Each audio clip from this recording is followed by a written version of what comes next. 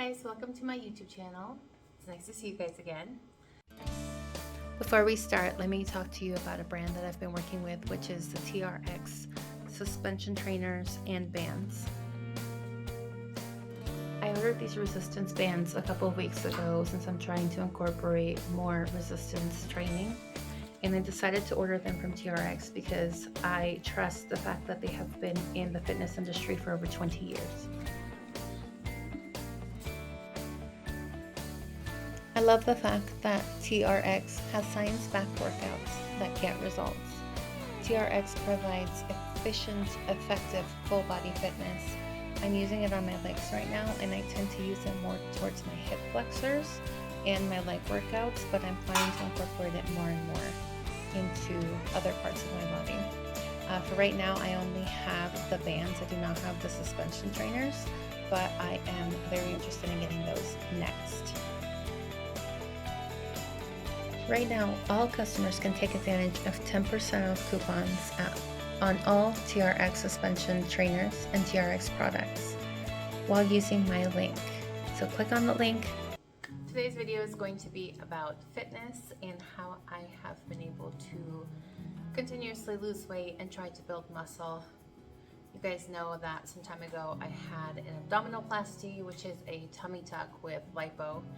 And after that procedure, I gained weight all over again, and so I had to restart the process of trying to lose weight.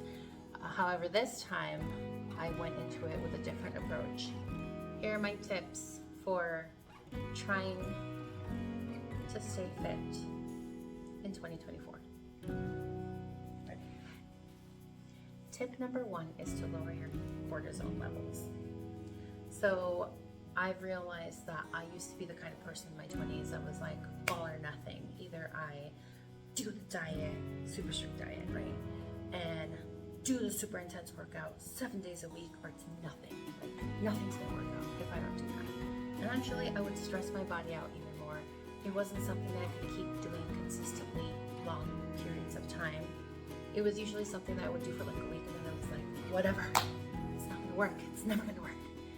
I'm never gonna be skinny. And that's not true. Well, not that I care about being skinny anymore, but lowering your cortisol level and focusing more on just trying it out, right? Nothing is gonna happen wonderfully the first time. Like, if you've eaten bad your whole life and you haven't exercised well your whole life, you're not gonna automatically just be great at it when you start. It's gonna suck. You're not gonna be good at it. You're gonna fall off. You're gonna come back. You're gonna try to figure it out. And I'm telling you, because I've been there. I was almost 300 pounds at some point. Like, I've been big before, even before the pictures that you will see out and about. I was bigger actually when I was in my late teens to 20s than I have been throughout the majority of my adult life. And I used to not be able to bend down comfortably. My joints would hurt. Like, I was in a really, really unhealthy state, both mentally and physically. And I will say that lowering my cortisol made a huge difference.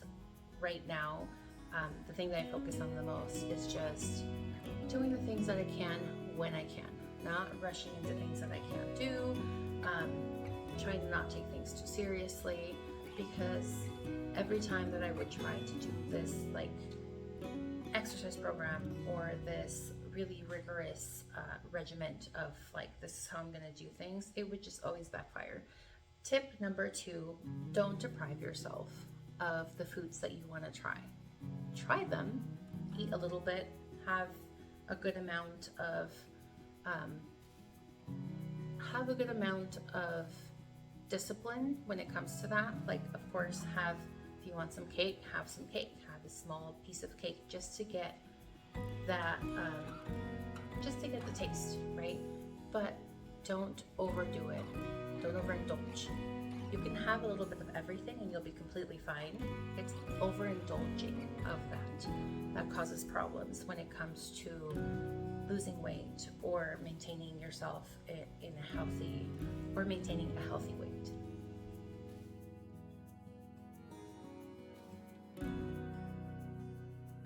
I drink the Simple Harvest, I believe is what it's called. And you drink it because it has magnesium, that has potassium, that has minerals and hydration into it, and I really like it. I like the taste of coconut water. Some people hate it, they think it tastes disgusting. I love the taste of it. I think it tastes great. It really helps me post-workout. Actually, it really helps me to like kind of gain all of my minerals and everything back, and it keeps me hydrated. And then the last one that I've been doing is actually arm rock colostrum. It is pricey, but I think it's worth it. I think it's helped me feel a lot better. My bones, my joints feel a lot better. My stomach's been all right, I would say. It makes some weird noises when I drink it, but for the most part, it's been fine.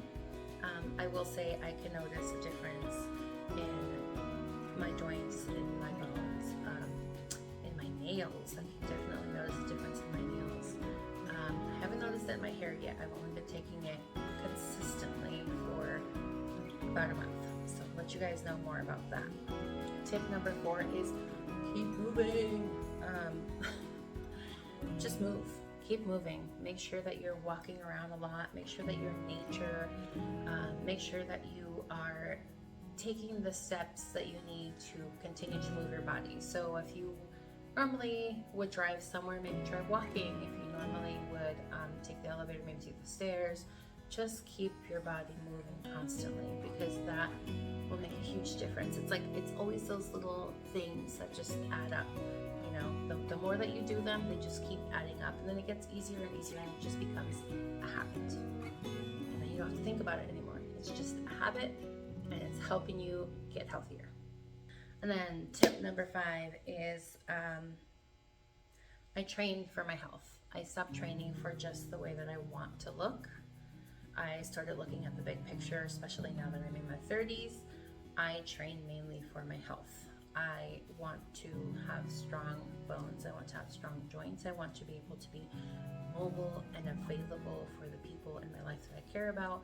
I have 2 little children that have a lot of energy, that run around everywhere, and I want to be there for them. And I want to be fully able to move and run and sprint and do whatever I need to do with them and with the rest of my family. And